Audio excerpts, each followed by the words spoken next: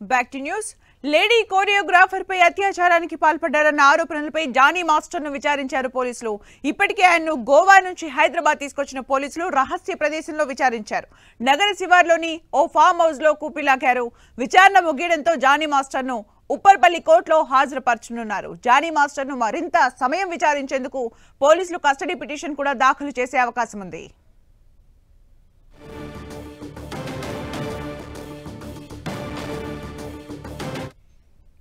ఇక ఈ కేసుకి సంబంధించి పూర్తి సమాచారం మా ప్రతినిధి సునీల్ అందిస్తారు. సునీల్,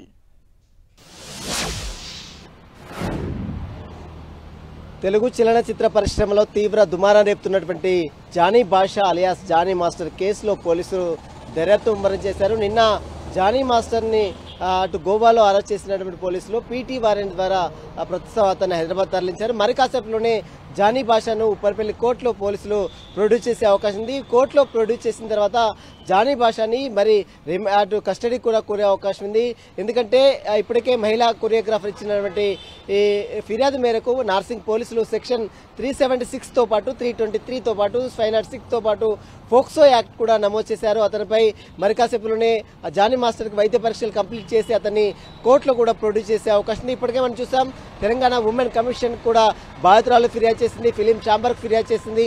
మహిళా సంఘాలు, అదేవిధంగా రాజకీయ నేతలు, రాజకీయ ప్రముఖులు కూడా బాధితురాలకి అండగా నిలబడినటువంటి పరిస్థితి మనం చూస్తాం. కానీ జానీ మాస్టర్ భార్య మాత్రము ఆరోపణలు చేస్తుంది. ఇదంతా కూడా పూర్తిగా అవాస్తవం. జానీ మాస్టర్ ఎదుగుదలని చూసి ఓర్వలేకనే తనపై ఇలాంటి అసత్య ప్రకటనలు చేస్తున్నారు, అసత్య ప్రచారాలు చేస్తున్నారంటూ కూడా నిన్న జానీ మాస్టర్ సతీమణి సుమలత అలియాస్ అయేషా మాట్లాడిన తీరు కూడా మనం చూసాం. అయితే మరి కాసేపులోనే జానీ మాస్టర్ని అటు ఉప్పర్వెల్లి కోర్టులో ప్రొడ్యూస్ చేసిన తర్వాత అతన్ని కస్టడీ కోరుతూ పోలీసులు పిటిషన్ కూడా దాఖలు చేసే అవకాశం ఉంది. మరి చూడాలి రిమాండ్ రిపోర్ట్లో పోలీసులు ఎలాంటి అంశాలు పొందుపరిచారు. ఎందుకంటే మనం నిన్న చూసాం, పోలీసులు విడుదల చేసినటువంటి పత్రికా ప్రకటనలో 2020లోనే జానీ మాస్టర్ మైనర్గా ఉన్నటువంటి కొరియోగ్రాఫర్ పై లైంగిక దాడికి పాల్పడ్డారు. అందుకే అతనిపై ఫోక్సో యాక్ట్ని కూడా నమోదు చేశామంటూ కూడా నిన్న పోలీసులు ప్రకటన కూడా విడుదల చేశారు. ఆ తర్వాత అనేక సార్లు జానీ మాస్టర్ లైంగిక దాడుకులు పాల్పడ్డారు. బాధితురాలు ఇచ్చినటువంటి స్టేట్మెంట్ని బేస్ చేసుకుని ఆమె దగ్గర ఆధారాలన్నీ సేకరించిన తర్వాత జానీ మాస్టర్పై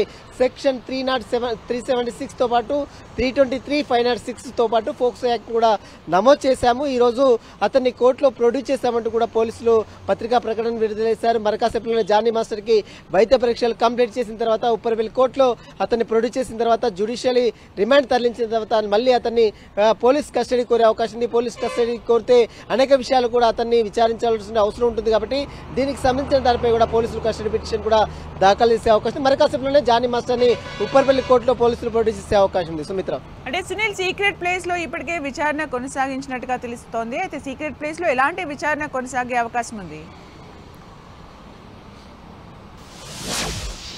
ప్రస్తుతం జానీ మాస్టర్ని నిన్న గోవాలో అరెస్ట్ చేసి ట్రాన్సిట్ వారెంట్ ద్వారా హైదరాబాద్ తరలించారు. అతన్ని పోలీస్ స్టేషన్లో కాకుండా ఒక సీక్రెట్ ప్లేస్లో అతని నుంచి అతని యొక్క స్టేట్మెంట్, ఎందుకంటే కోర్టులో రిమాండ్ రిపోర్ట్లో అతన్ని పొందుపరచాలి కాబట్టి అతని స్టేట్మెంట్ కూడా రికార్డ్ చేయాల్సినటువంటి అవసరం ఉంటుంది. కాబట్టి ఒక సీక్రెట్ ప్లేస్లో అతన్ని విచారించి అతని స్టేట్మెంట్ కూడా పోలీసులు నమోదు చేశారు. ప్రస్తుతం అతన్ని వైద్య పరీక్షలు కంప్లీట్ చేసిన తర్వాత డైరెక్ట్గా ఉప్పర్వెల్లి కోర్టులో ప్రొడ్యూస్ చేసే ఉంది. ఎందుకంటే ఫోక్సో యాక్ట్ కూడా నమోదు చేశారు. ఎందుకంటే మైనర్ బాలిక ఉన్నటువంటి సమయంలోనే అతను లైంగిక దాడికి పాల్పడ్డారు కాబట్టి ఫోక్సో యాక్ట్ని కూడా అందులో ఇన్వాల్వ్మెంట్ చేశారు. కాబట్టి మరి చూడాలి, ఫోక్సో యాక్ట్లో 20 ఏళ్ల పాటు జైలు శిక్ష ఉంటుంది. అదేవిధంగా 376లో దాదాపు 10 ఏళ్ల పాటు జైలు శిక్ష ఉంటుంది. ఈ రెండు సెక్షన్స్ కూడా నాన్ బెయిలబుల్ సెక్షన్స్ కాబట్టి ఖచ్చితంగా జానీ మాస్టర్కి బెయిల్ ఇచ్చే అవకాశమే లేదు ఈ సమయంలో. మరి చూడాలి, కస్టడీ అటు రిమాండ్ తరలించిన తర్వాత పోలీస్ కస్టడీ కోరుతూ పోలీసులు పిటిషన్ కూడా దాఖలు చేసుకుంది. పోలీస్ కస్టడీ పిటిషన్ వేసిన తర్వాత మరి పోలీస్ కస్టడీకి అనుమతిస్తే మరిన్ని విషయాలు జానీ మాస్టర్ దగ్గర నుంచి సేకరించాల్సిన అవసరం ఉంది కాబట్టి పోలీసులు భావిస్తున్నారు. ఈ నేపథ్యంలోనే జానీ మాస్టర్కి సంబంధించిన కస్టడీ పిటిషన్ కూడా పోలీసులు ఈ రోజు దాఖలు చేస్తారా లేదా అని కూడా చూడాల్సింది. ప్రస్తుతం అయితే జానీ మాస్టర్ని ఒక సీక్రెట్ ప్లేస్ లో విచారించి అతని యొక్క స్టేట్మెంట్ నమోదు చేసుకుని మరి కాసేపులోనే ఉప్పర్పల్లి కోర్టుకు జానీ మాస్టర్ని కూడా తీసుకొచ్చే అవకాశం ఉంది. Sumitra, thank you Sunil for the updates. Choreographer Jani master కు మద్దతుగా నిలిచాడు మరో డాన్సర్ రాము. జానీ మాస్టర్ చాలా మందికి సహాయం చేశాడని చెప్పారు. నిజంగానే జానీ మాస్టర్ తప్పు చేసి ఉంటే గత 3-4 సంవత్సరాల నుంచి ఎందుకు ఫిర్యాదు చేయలేదని ప్రశ్నించాడు రాము. కావాలని జానీ మాస్టర్ పై ఆరోపణలు చేస్తున్నారని చెప్పాడు. ఎవరికి ఏ ప్రాబ్లం వచ్చినా వాళ్ళని ఆదుకున్నాడు. సరే, ఆయన మీద ఒక అందులో మేము ఒక 600 మెంబర్స్ ఉంటే దాంట్లో ఒక 30%, అందులో 30% ఆయన తరపు ఉండకపోవచ్చు. అందరు ఉండారని చెప్పారు, అందరు తన వెనుకలనే ఉన్నారు. కాకపోతే అంటే అసలు వాళ్ళు బయటికి రారు. నేను ఇప్పుడు మాట్లాడేమంత అవసరం లేదు. మేడం గారు వచ్చి ఖచ్చితంగా ఒక్క నిమిషం మాట్లాడంటే మాట్లాడుతున్నాను. ఓకేనా? మొత్తం ఫాల్స్ కేసు అంటారా మీరు? మొత్తం ఫాల్స్ కేసు అంటారా? ఫాల్స్ కేసు అంటే తెలుస్తుంది, నిజాలు తెలుస్తుంది. ఇప్పుడు ప్రూఫ్స్ ఉన్నాయి, రికార్డింగ్స్ ఉన్నాయి. అది దాన్ని మళ్ళీ మీరు అది అన్ని అవన్నీ కూడా ఫాల్స్ అంటారా? అరే నేను మీకు ఒక్క మాట అడుగుతాను, నేనే చెప్తాను. ఇప్పుడు అయ్యింది అనుకో, 5 years నుండి అవుతుంది, 2 years 3 years అయితే వెళ్ళిపోయింది. మరి ఈ బాధ ఉంటే అప్పుడే పెట్టాలి కదా, మరి ఇప్పుడు ఎందుకు పెడుతున్నారు?